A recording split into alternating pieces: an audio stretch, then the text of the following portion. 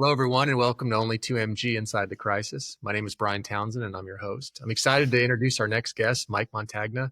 I actually met Mike a few years ago.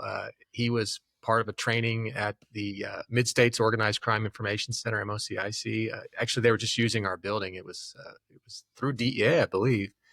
And I sat in, and I just enjoyed it and befriended Mike and happy to call him a friend and have learned a lot from him. And I know he's doing a lot of really positive things, and I'm excited to talk to him and share his journey and what he's doing now to help people. So thanks, Mike, for being with us. Thanks for having me. So can you walk us through early history with drug use, and we'll just kind of go from there? So I started off just like most of the people who start off, uh, every person's definition of a dysfunctional home is different. To me, it was normal. My dad brought back from Vietnam post-traumatic stress and a heroin addiction, but he kept it under wraps. He was a really good provider, and he was present. So I started. He was a Hell's Angel. So he wasn't the cleanest person, and sometimes I would find alcohol or whatever around the house. So I started drinking at a young age, but I don't think I started using heroin until I was 16. But I took baby steps into it, just like most people do. So what are the baby steps? Alcohol to marijuana? Alcohol to marijuana to the fun drugs like acid and stuff like that. Um, Pills, what all the cool kids were doing, then the Oxycontins, and then the heroin. Wow. So those drugs was heroin like the top? I mean, as far as the like the high, the intensity, what made that different from the other drugs? Yeah, it was instant love affair. Nothing. I didn't want anything else.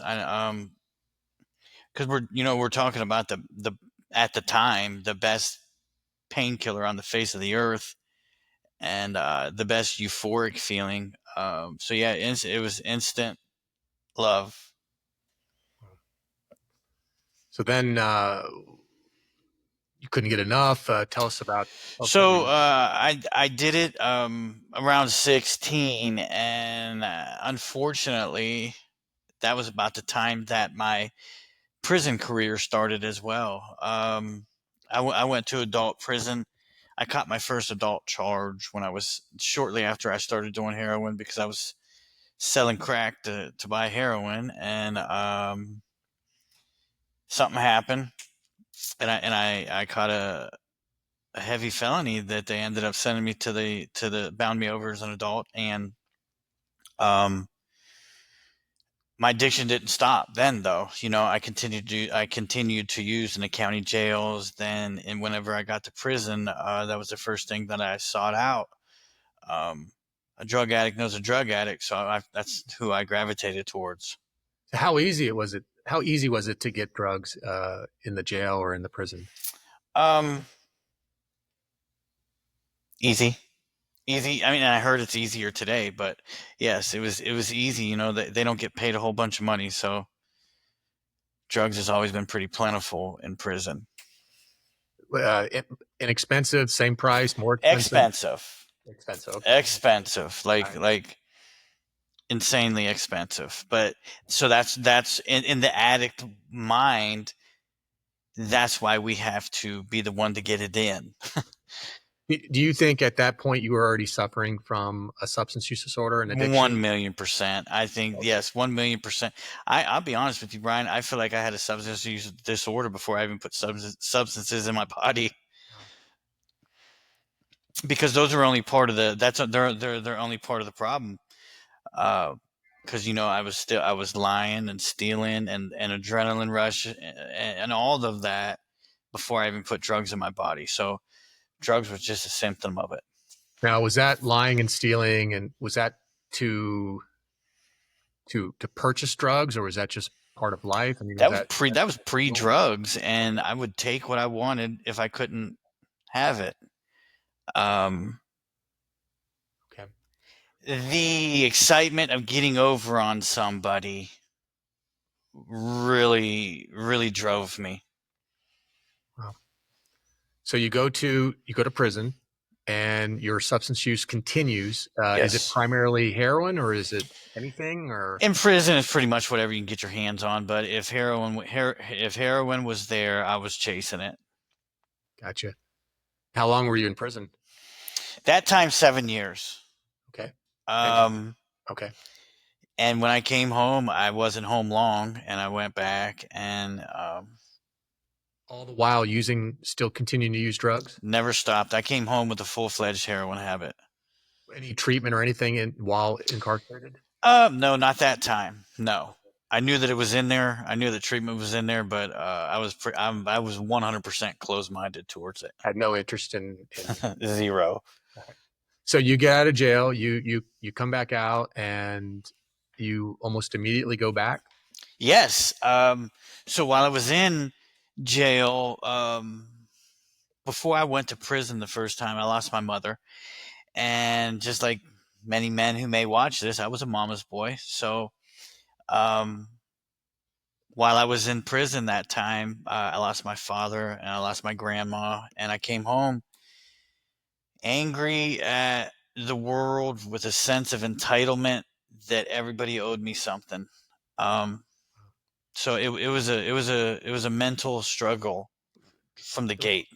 So in addition to the struggle with drugs, now you have additional mental trauma or mental struggles Yes, that you're trying to yes. juggle as well. And did you seek any type of help? Was anything offered to you? I mean, did you? What was the light? I mean, did you see anything at all at the time? Zero light at that time. There was still zero light. I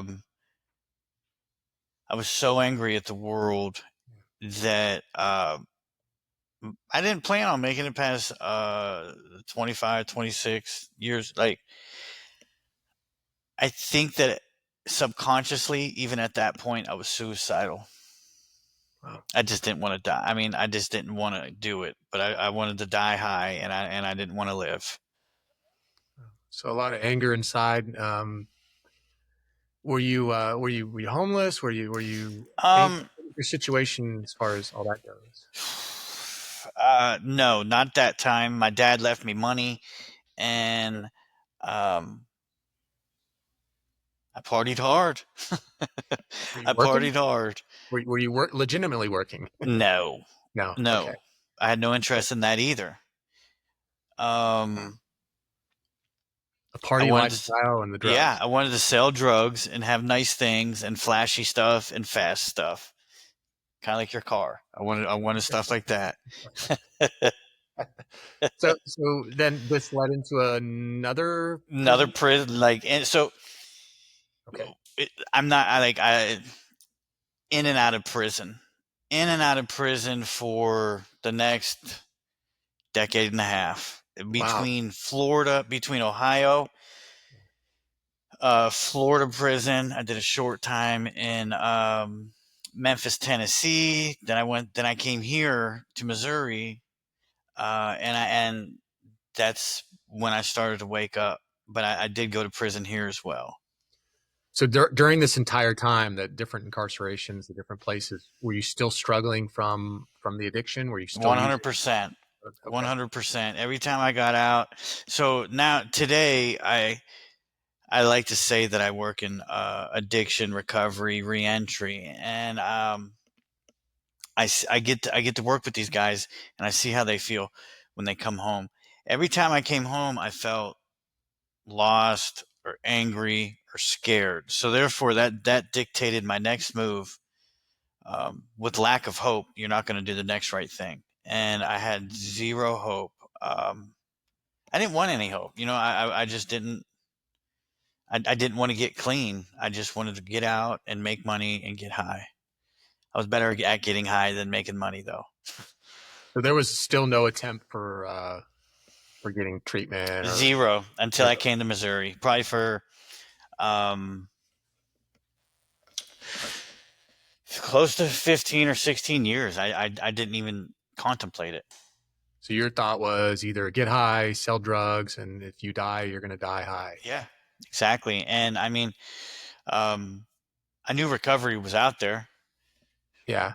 Uh, Let me ask you, when you're suffering from that substance use disorder, from addiction, what are your thoughts during it? Like, what's a normal day for you? Um,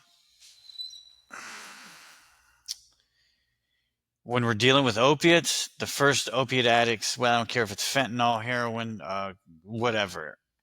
The first thing is I have to get unsick. I got to get this monkey off of my back, and by any means necessary, whether that's steal, manipulate, rob. That is the very first concern, because with that on your back, it's all consuming. So you want to avoid the dope sickness. So you're thinking about the next dose, the Yes. next time you can Who put. who who has the dope, and maybe they'll front me. If they front me, then the day might start off a little bit better if I don't have to go steal and catch a felony right away. Yeah, and I've heard that from a lot of folks who've struggled with addiction, and when you mentioned that during the training when I first met you, it really struck me the way you described it. I mean, your typical day, and I don't know if you used the word Groundhog Day, but that's kind of how you described it, Yeah, where every day you woke up and that was your thought. Is like you said, how do I get this monkey off my back? I yep. want to avoid this dope sickness, and It I was a do rat anything I race. can to get that money. Right? What's that? It was a rat race every single day. And opiate communities are, they might seem like they're a whole bunch of people, but we all know each other. We all know where the dope's at, and we all know how to scheme or scam. And I mean, it's a very small community for real. I don't care how big the city is; everybody knows everybody. So one of the things that people don't understand when they a lot of things. First of all, a lot of people don't understand addiction and how it just takes over, but especially like parents, when I hear things like, "How come they just don't stop?"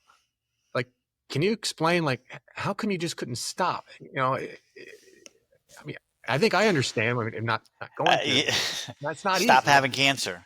Stop. Just stop having cancer. Or, That's or, a great. or, Wow, that's or I powerful. mean, Uh, erase the color of your skin, or anything. It's just at that point in Narcotics Anonymous, they have this saying. It says that at some point in our addiction, we were using against our will.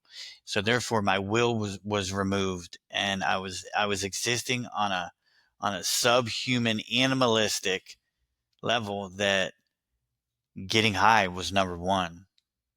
Anything else is okay, but we have no interest in anything else. I don't want to go to SeaWorld or go to.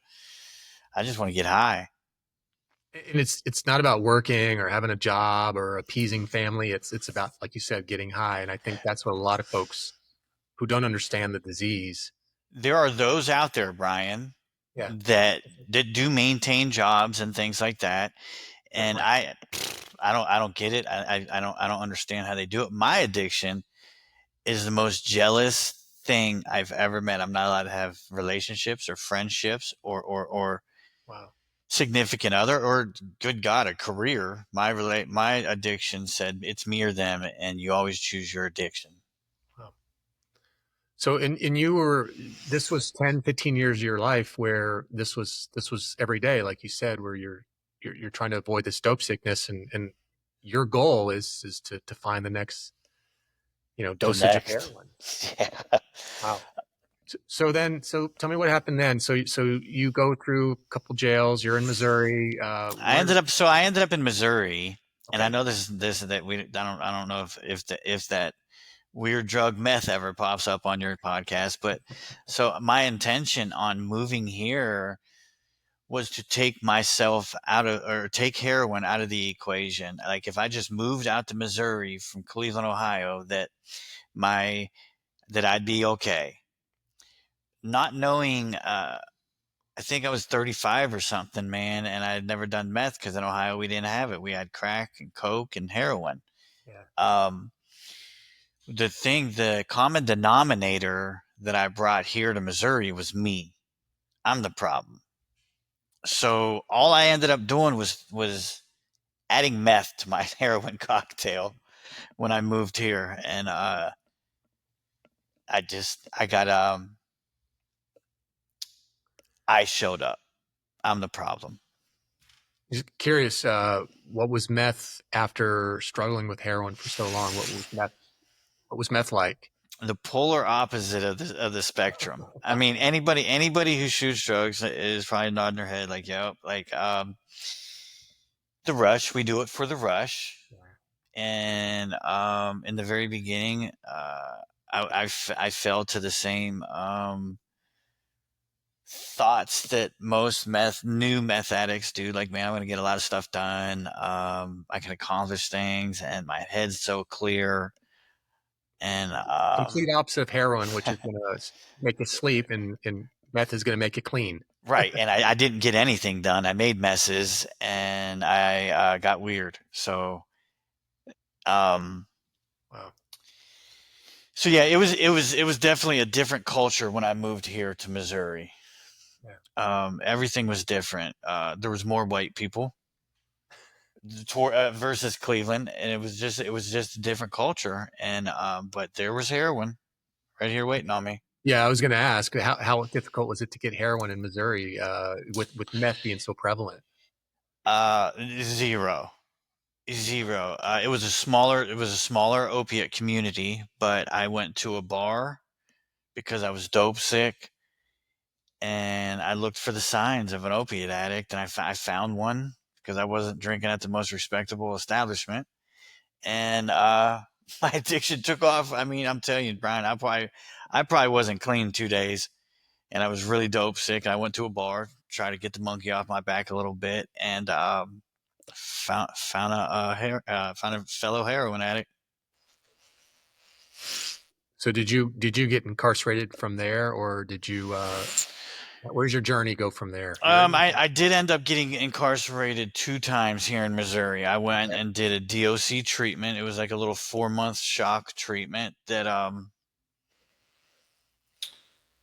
I believe that's when my eyes started opening. Not because of the DOC thing. DOC is just, dude. I used to thrive in DOC. Like, I know how to jail. I just didn't know how to stay on the streets. Um, but I think that God really started putting different people in my life at this point. Um, in Ohio, in prison, we didn't talk about God and recovery, and they talked about God and recovery a lot here in DOC. I got out. I didn't change my ways at all. I'm curious. Since you mentioned God, what was your religious background growing up? Was God important to you? Was church important to you? No, it was not. So, my neighbor was a preacher, and that's about as close to church as I got. He would peer pressure my family into going to church on Easter, Christmas, and the other God holidays. But But I had zero interest in it until I was in a county jail in Joplin, Missouri, and a biker came up there to visit me. And due to my dad's background, I was more receptive to hearing about Jesus from a biker wow. than I would be from somebody who looks like they go to church. And that's when my eyes just started opening up. Okay. So explain that process. I mean, so you're thinking there's light somewhere. There's another chapter in my book, I'm right? starting to put the common denominator together. It's me and the people I hang out with. Okay. It's me and those that I surround myself with. One thing I can brag on Missouri is that there's a lot of thugs that been doping it up for their whole life. That they really got some big time movements out here working for recovery or working for God, and they got a lot of steam behind them. And I believe the power of somebody that's really went through the ringer is without parallel. Again, NA tells me that the therapeutic value of one addict helping another is without parallel, and I stand on that, man. And because I started seeing these guys that had gotten their life together, and And they had the same journey you had, right? exact same prior and persistent career criminal, all of it. And I started thinking, like, man, they did it. Maybe, just maybe I can. Wow. I wasn't done after that 4 months, though. I went back. I came home for just normal time, 60, 90, 120 days, something like that. And I caught a whole bunch of felonies, and I got sentenced to 8 years. And I went to prison, and it still didn't stop though. It still didn't stop. God was working on me a little bit, But but were you using at this time now in yep, jail still? Okay. yep. I figured out how to get I figured out how to get heroin into. I'm not going to say which prison, but I figured out how to get heroin, and get this, I got it through the dog food. Oh, I was smuggling the dog food in through the dog food because I was a part of the Puppies for Parole program, wow. and this is the birth of fentanyl. Right when I was doing this, when Okay. it started hitting us, I probably have done fentanyl more than once, but there was this lady that sent a batch of what we thought was good heroin, and Mhm. she sent in Narcan, and up to this point, I'd never seen it, I'd never heard it. She sent in Narcan with the dope. Wow. Okay, you're in jail in Missouri Yeah, or yeah. somewhere in the Midwest. And we open up the dog food, and there's the dope, and we see these packages of this stuff. We don't know what Narcan is. And then the naloxone, the Narcan. Okay, Yeah. wow. Okay. And she said, "Be careful that people are dying left and right off of this dope out here. Here you go." Wow. And one of my buddies, it was his girlfriend that sent it in, and I gave him his cut, and I took my cut, and I didn't look at the Narcan or anything like that. But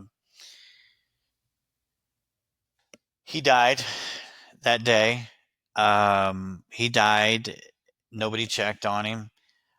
I did overdose that day, and one of my buddies that had heard of Narcan's me. Um, In jail. in Wow. jail, in prison, full blown heroin habits. I got Narcan. First and only time I believe I've done fentanyl, and my one of my definitions of God is a higher power that will do for me what I can't and won't do for myself. By that time, I was about 4 years into my 8 years, and God chose that time to send me to a long term treatment the next morning. Okay. Okay. So because of this overdose and I had Narcan. no say in it. They just pulled me out of nowhere and said, "Hey, you're going to go do this long term treatment." Wow. Because I had caught in a bunch of dirty urines and stuff like that while in prison, and so I knew I was going to go eventually, but I didn't know I was going to go that soon because I was planning on doing my whole 8 years. So God chose that time because people were dying from that dope to send me to treatment, get me out of it. And Now, was this treatment in the prison or okay, not okay. that prison. They But sent me to Maryville. okay. But you were essentially still incarcerated One with it. hundred percent. It was even more incarcerated. Okay. So Um, how did this go? This first treatment. How did you take it? well, it was very strict and structured. And first things first, I had to detox. I was dope sick, and I had to hide it and drag my sorry ass to chow, and it was terrible. It was rough. Um, but a lot of guys in Missouri hate these long-term treatments that they get sentenced to because they're not really treatment; they're kind of behavior modification. Um, but they still call them treatments. What they do is a healthy one will promote your strengths and teach you how to deal with your weaknesses. One of my strengths was being a leader. One of my strengths was getting up and speaking in front of people. One of my strengths was my story. So like over the next 8 or 9 months there, I started believing in myself, started having that little glimmer like, man, I don't want to die in my addiction. That was the first time I felt that in 40 years. I don't want to die in my addiction. That's powerful. Yes, yes, it is. And so if anybody's watching this that has been through this journey, that's a huge motivator. That is a huge motivator because the first time in your life you feel hope. Yeah. Like, man, maybe I can maybe I can help save people. Um, my initial goal was to come back where I am now in Springfield, Missouri, and I really wanted to right away. I wanted to just come back here. God had different plans, and He opened up some doors for me. And I went to Columbia, Missouri, to a faith-based place out there. And From this treatment? yes, from the treatment, I Okay. did about 18 months in there, and Okay. uh, I got out after 5.5 years of prison time this time, and went to this place, and they were on fire, man. They were really building people up, and Yeah. one thing I always say, some people like it, I don't care if people don't, is that, relapse doesn't, a lot of people will say relapse is a part of recovery. Relapse is a part of addiction. Relapse doesn't have to be part of your story. And when I came home, I chose to jump both feet into recovery. Wow. So therefore, relapse is not part of my story. I mean, it's not okay, because cemeteries are filling up with people that believe that it is okay. It can be prevented. So I mean, I jumped into it. I jumped into church. I jumped into recovery meetings, and my self confidence just started going through the roof. Like, man, I am worth it. I can do it. I am loved. All these things that I thought was a lie. All these things that I believed in. I'm not a piece of crap. I just made crappy decisions. Yeah. That's You know, important. And it is. It is, because coming in out of addiction, we really truly believe that we're not worthy, that we can't do it. We believe all these lies, yeah. and they really are breakthroughs when you start thinking, you know what, I can do it. Yeah, I you can are do it. worthy, and we'll talk about more about your life here, but I mean, we're friends, and Right. whoever thought a DA agent and your background would be able to do that, right? Exactly. And um and that's what people have to understand is that everyone's worthy. I mean, we got to take care of each other, right? And we got to help people write the next chapter of their lives. And it sounds like you started to do that because of this program. So I didn't realize this. So this program went really well for you. And like you said, you decided to jump into it with both feet. And so what were you doing initially in Colombia at this treatment? Like, were you working with folks who were, kind of in the same journey as you, or? Yeah. So the program I went through was called Into Action, and it was they had they still to this day like they got a really awesome program. Try not Yeah. to cuss, Brian. It's Um, okay. they have a really awesome program, and it is pretty much peer led. Um, Pretty much from top to the bottom, Yeah. everybody's been through it. It doesn't mean like opiates, but the one contributing factor that levels the playing field in addiction is mental health and feelings. I don't care what drug you're on. We all feel the same mental health struggles and the same depression and all that crap. Um, so what they did was, they showed me how to break this cycle by I'm not institutionalized at all. That was one of my biggest crutches when I would come home from prison. That was my biggest cop out, that I can't get a job. I can't. I don't belong in society. They helped overexpose you to successful members of the community, to where they showed that they accepted us. Tattooed, everything. They accepted us and lifted us up. And I think I was in there probably 6 or 7 months, and I was working two jobs, which a miracle for me. I normally just a paycheck hustler. Like, I would just get a paycheck and go get high. Um, One thing about recovery is that just because I stopped getting high doesn't mean everything's going to fall into place.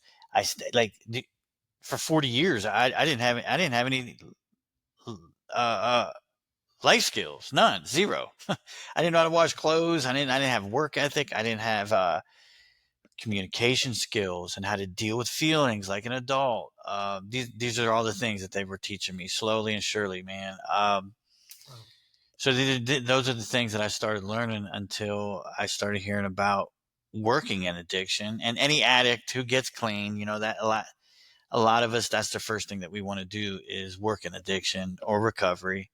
The statistics say that we work in addiction. Wow.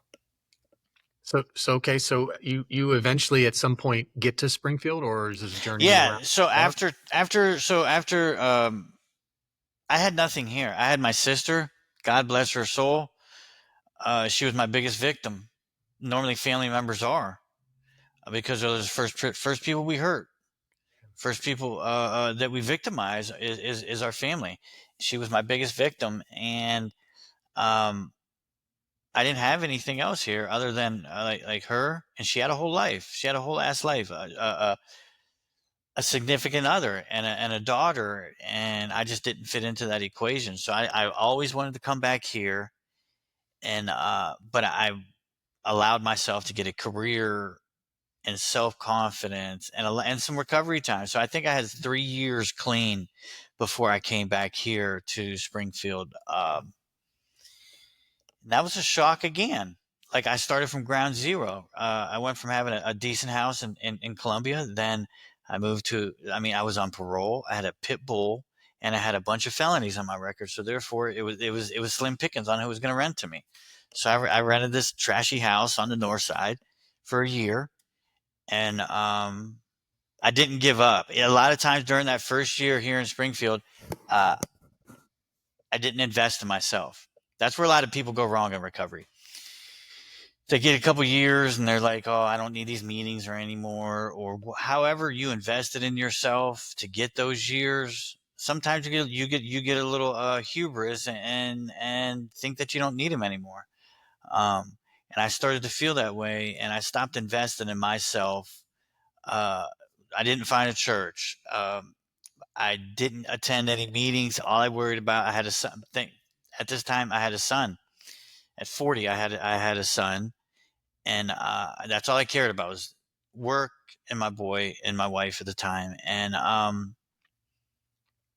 she was slowly sliding back into her addiction as well, and that was affecting me because emotions are contagious. I'll shout it from the freaking rooftop. Emotions are contagious. Um, so it was affecting me. I wasn't investing in myself until I started romanticizing alcohol.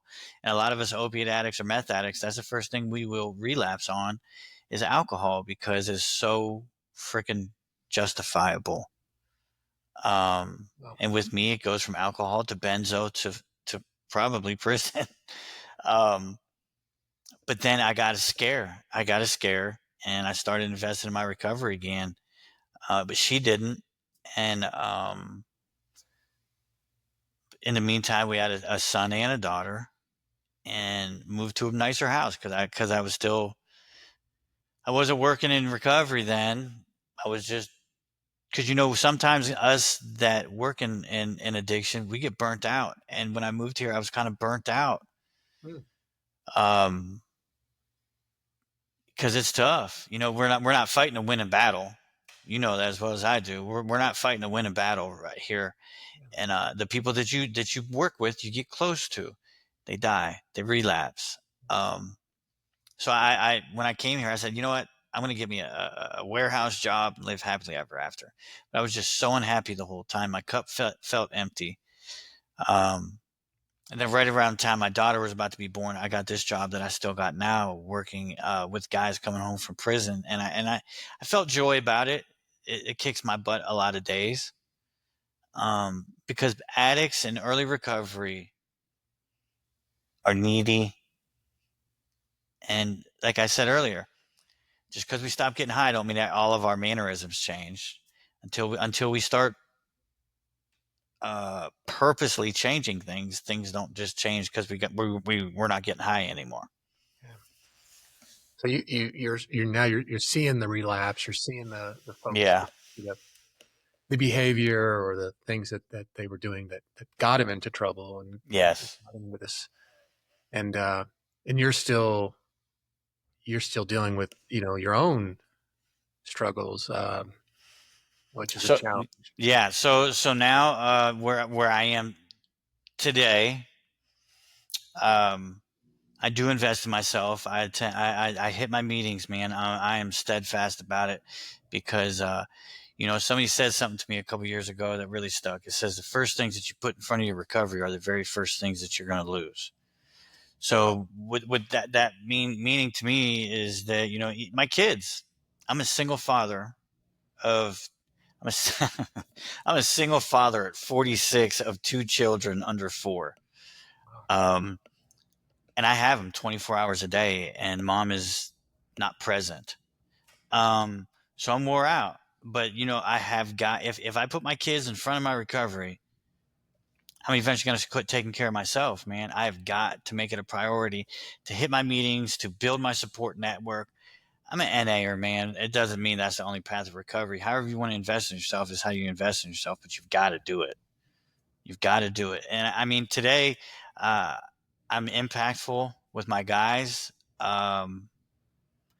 And even out of here, like me and you met. I love speaking to people about this battle that we're all fighting against fentanyl and opiates, and it's a passion. I would do. I mean, I do it for free. I love it because the biggest payoff is inside, and the people that we get to positively affect. You're fighting a harder battle than me because you go up against a lot more hard nosed people when it comes to the stigma. No, it's interesting. So you team up with Chris. Chris works for the Springfield Fire Department, Uh-huh. and I know you both have done some joint trainings. In fact, you came to the opioid summit that only 2MG put on last year, and Loved we it. appreciate you for that. And you are making a difference. You're talking to folks, and you give them a perspective that some people aren't used to hearing and that need to hear. And it's interesting. I think you and I've talked about this before. Is I know I can't reach certain people because I don't have that. Right. I didn't have those struggles. But what I can do is I can show people who don't have those struggles to care. Yep. So I think we both have important roles. You've walked those steps, and you've shown them how, there's more. You can have self confidence, you can have skills, you can be okay, and I can be a father. yeah, you can be a father, and like you said, you put that, maybe that's the I don't know how to describe this. Maybe that's the carrot on the stick, right? That's what Yeah. you're chasing is to be a good father and a role model and someone that can positively impact their lives, and that's a beautiful thing. And like I said, I know that I don't have that part. I think what I can do, and I hope I do, is tell people to give a damn. You know, that So people matter. and you know what, you just said it right there, because you came and spoke at that thing that me and the ministry I'm involved in, the living proof ministry thing, and you stood up in front of all those people that a lot of them were still in active addiction, and you said, what, you guys matter. People do care about you, and there were people that touched, and so you're right. I think that teaming up. That's why I like the thing with me and Chris so much. Chris, square as square as he is, and I love him to death. He realizes that as well. That we both play a role.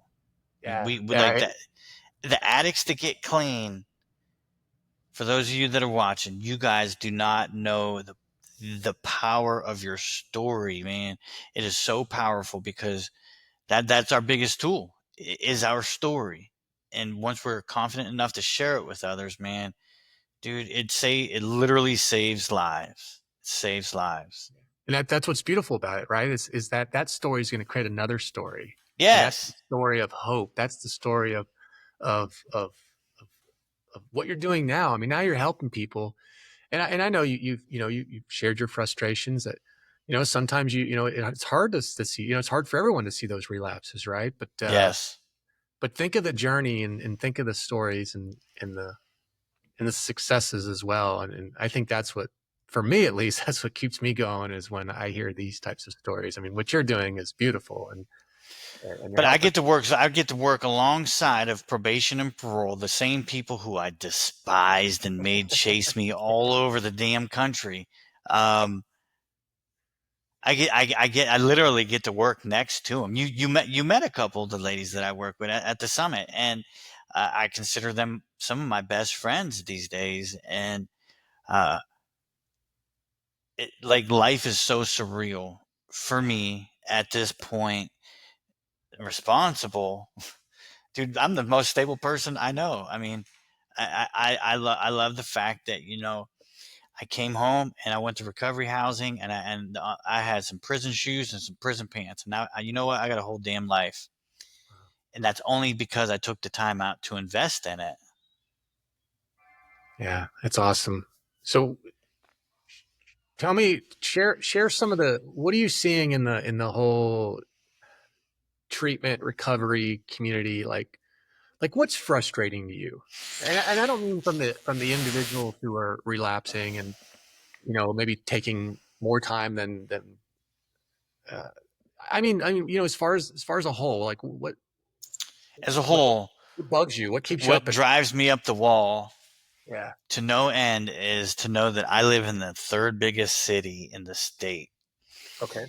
And sometimes I have to drive all the way to Columbia, Missouri to get a guy into a treatment bed, or to Jeff City, or to and I'm not blaming Springfield at all, because they have the same struggles out there as well.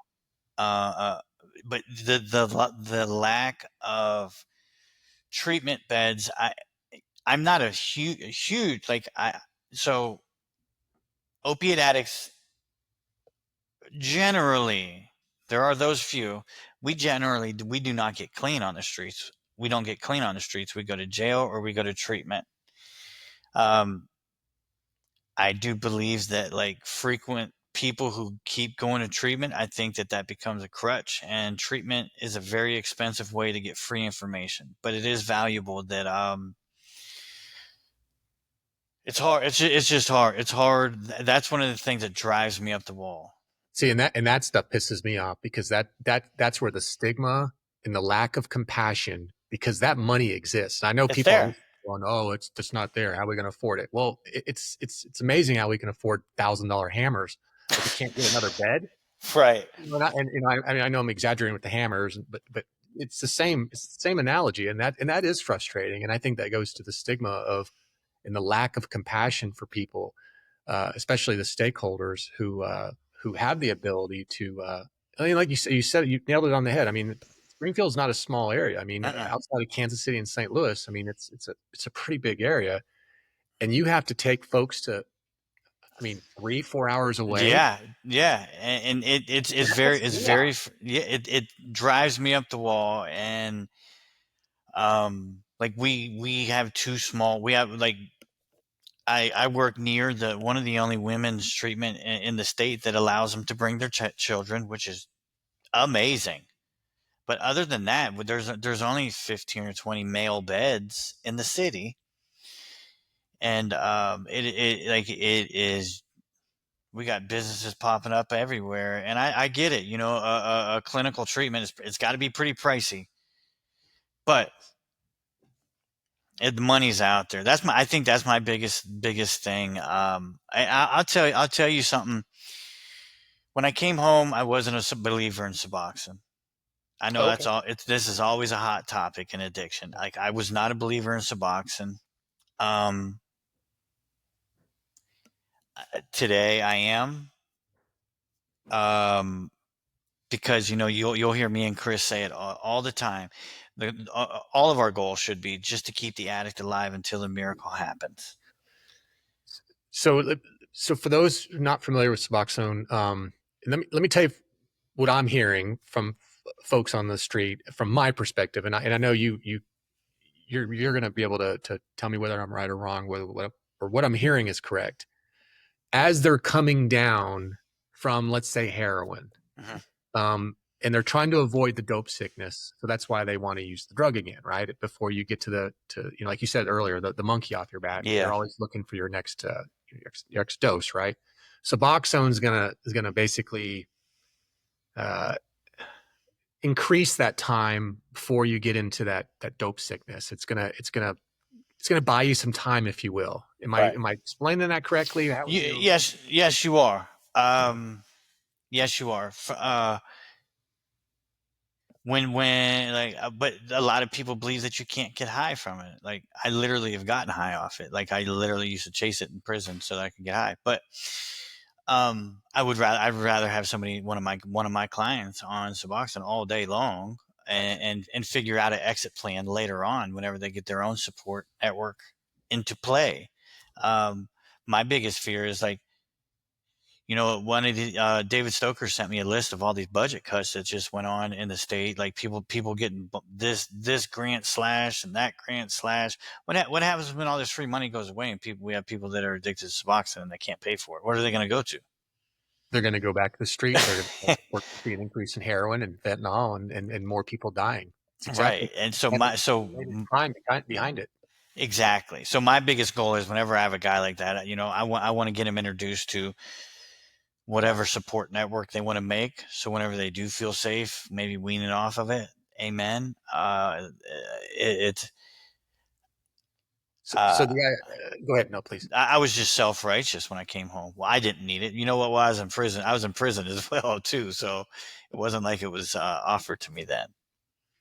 So the idea is, again, this be for someone listening who doesn't understand why we would have Suboxone or these drugs. The idea is like you said, there's two things you want to do to someone who's struggling with addiction. You want to wean them off the drug. You want to avoid heroin or whatever drug they're using, and then you want to help them where they don't want the drug anymore, right? The Right. cognitive treatment. Is there trauma? Is there something, like you said, the self confidence?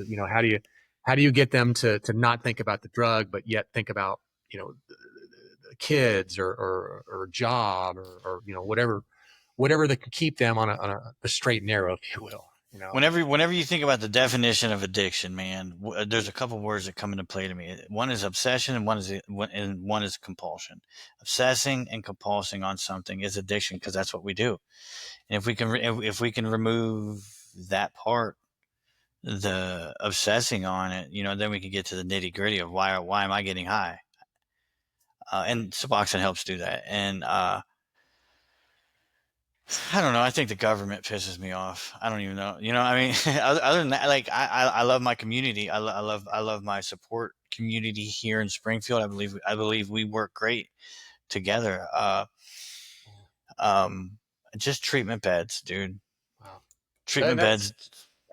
I truly believe that goes back to the whole stigma. I mean, and that's something that I think people don't understand what addiction is. And I think you nailed it on the head earlier when you said earlier, hey, how am I going to get rid of the cancer? How am I going to get rid of the color of my skin? I mean, it's not as simple as just turning it off. And a lot of people think that, and I think that fuels the addiction, right? Or I'm sorry, fuels the stigma. It does. It really does. And when I spoke at the fentanyl summit, I kind of tried to rile some people up when I did bring out the fact that nobody in the crowd or watching this is better than addiction. Like if somebody's watching this that hasn't been touched in some way, shape, or form, then get in touch with me because I don't believe it. Everybody has been touched by addiction Yeah. some way, shape, or form in this day and age. And I don't care. It doesn't care if you're black, you're white, you're a cop, or whatever. Me and Chris have a couple slides in our presentation where a lot of people do get it, end up on fentanyl or opiates because they got hurt Yeah. and they just can't get off of it. They didn't choose that way of life. Um, Yeah. this is a beast. We're fighting, dude. It's a beast. Yeah, and the compassion thing, just really, the empathy, and that's why I talk about it quite a bit. Is just annoying. I mean, if a neighbor's son was struggling from addiction, you avoid that person like it's the plague, right? Yep. But if then the next day, let's say the another neighbor has a son or daughter that's struggling with cancer or something like that. I mean, all the neighbors would unite. Everyone would be bringing dinner to the house. Everybody would be shaving their heads and Yeah, supporting of them, and absolutely. but But the addict is sitting over there alone. further isolating this person and further, damaging the situation, and it really is annoying. And I should talk forever on that. I know we both agree on that, but let's end on a happy note. So you're helping people, which is amazing. How Helping does it make you people, feel? How does it mean? Just tell me how's it make you feel? phenomenal. I even go back into the prisons these days. Like Oh, now I'm allowed to go back into the prisons and share my story with them. Guys, one of the reasons why I have decent effectiveness with my guys is because I'm transparent with them. I let them know, hey, Some days I'm still a shit show. Everything's not perfect in my life. I'm going through a divorce. I'm a single father of 2 children, which is a big great thing. It wasn't planned like that though, but uh, I can and I will make it through this. So a lot of the guys, sometimes they think they come home or get out of addiction and everything's gonna be great. It's not. It's not gonna be just hunky dory. Just now we have tools that we can deal with it. Like I have my 2 babies, dude, and they are the coolest thing ever. I'm dealing with a 2-year-old child that her name is Frankie, and she is so bossy. And I'm a girl dad. I love it, love it, love it. My little son Lorenzo, he loves his sister so much. Like I have a little family, dude. Like I have a little family. I have a home church. I have a home group, and people love me. And I wouldn't trade my life for anything. Sometimes I do have to pinch myself and say, "Is this really real?" Like I am. I'm not success, but I am succeeding. I am succeeding. I'd call that successful, Mike. So I want to know what advice you would give. Find somebody who's made it through it and stick to them because we can't do it alone. I always thought that, if I moved somewhere, I could quit being an addict. And like I said earlier, I showed up. Mike showed up every single time and everything went to hell. I was the problem. We are the problem. You have to surround yourself with positive people, not yes men. People that are going to hold you accountable and call you out when you're making bad decisions. To the people who are not struggling in addiction, quit. If you're judging, quit judging. Wow, that was a powerful conversation. Thank you, Mike. I appreciate you. And thank you for listening to Only 2MG Inside the Crisis. Take care of yourself, be kind to each other, and be the positive change you want to see in this world.